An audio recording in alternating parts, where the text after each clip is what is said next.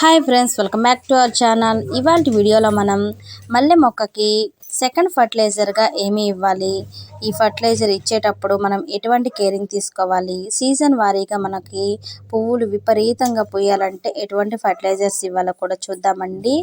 నేను చెప్పే ముందు మీలో ఎవరైనా నా ఛానల్ కొత్తగా చూస్తున్న వాళ్ళైతే ప్లీజ్ సబ్స్క్రైబ్ చేయండి, లైక్ చేయండి, షేర్ చేయండి. అలాగే వీడియో మొత్తం కూడా స్కిప్ చేయకుండా చూడండి. నేను చెప్పే ఇన్ఫర్మేషన్ అనేది మీరు మిస్ కాకుండా ఉంటారు. మనం మల్లె మొక్క అంతా కూడా ప్రూయింగ్ చేసుకున్నాక ఇలాగా చిగుర్లు వస్తూ ఉంటాయి. ఇప్పుడిప్పుడే వస్తున్నాయి కదా. తర్వాత మనం ఎప్పటికప్పుడు ఫర్టిలైజర్స్ అనేది ఇస్తూ ఉండాలండి. అలాగే మొక్కలు ఎప్పటికప్పుడు ప్రూయింగ్ చేసుకుంటూ ఉంటే మనకి మొక్కలు అనేది మంచిగా బుషీగా అనేది చిగుర్లు వచ్చి బుషీగా పెరుగుతుంది మొక్క. మనం వాటికి ఇవ్వాల్సిన ఫర్టిలైజర్స్ కూడా ఏంటనేది చూద్దామండి.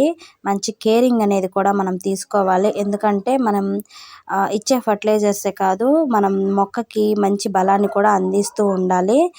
మట్టి కూడా సారవంతంగా ఉండాలంటే మనం నెమటోడ్స్ కానివ్వండి, లేదంటే కుళ్ళు పురుగు కానివ్వండి, ఇలా ఉన్నప్పుడు మనం ఒక గుప్పెడు వేపపిండి కానివ్వండి ఇలా అప్పుడప్పుడు ఇస్తూ ఉండాలి. ఇలా ఇవ్వటం వల్ల మనకి మొక్కలు అనేది మంచిగా ఎటువంటి పెస్ట్ ద్వారా పడకుండా మనకి మొక్కకు అనేది చాలా హెల్తీగా ఉంటాయండి. ఎప్పటికప్పుడు మనకి పువ్వులు పూస్తూ ఉంటాయి, చనిపోకుండా ఉంటాయి అన్నమాట మొక్కలు.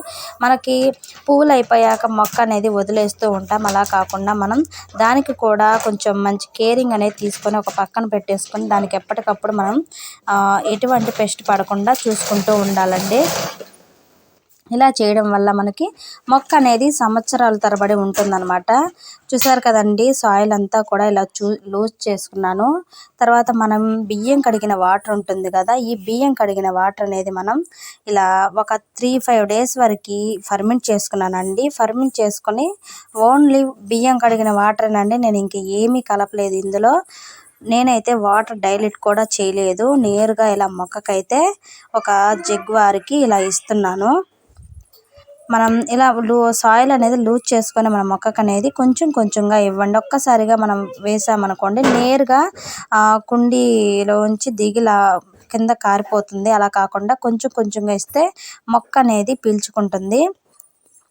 మనం ఇలా బియ్యం కడిగిన వాటర్ అనేది ఒక 3-5 డేస్ ఫర్మెంట్ చేసుకుంటే మనకి మంచిగా రిజల్ట్స్ అనేది మొక్కకి బాగా వస్తుందండి. మంచిగా చిగుర్లు అనేది వస్తాయి, అలాగే మొగ్గలు పువ్వులు బాగా వస్తాయి అన్నమాట.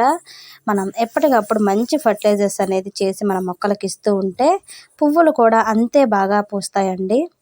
చూసారు కదా ఇవాల్టి ఫర్టిలైజర్ ఏంటి అని. మీకు ఈ వీడియో నచ్చినట్టయితే ప్లీజ్ లైక్ చేయండి, షేర్ చేయండి, సబ్స్క్రైబ్ చేయండి, ప్లీజ్ సపోర్ట్ చేయండి. ప్రీవియస్ వీడియోస్ కూడా చూడండి, మీకు చాలా బాగా యూజ్ అయ్యే వీడియోస్ అయితే ఉన్నాయి. Bye friends.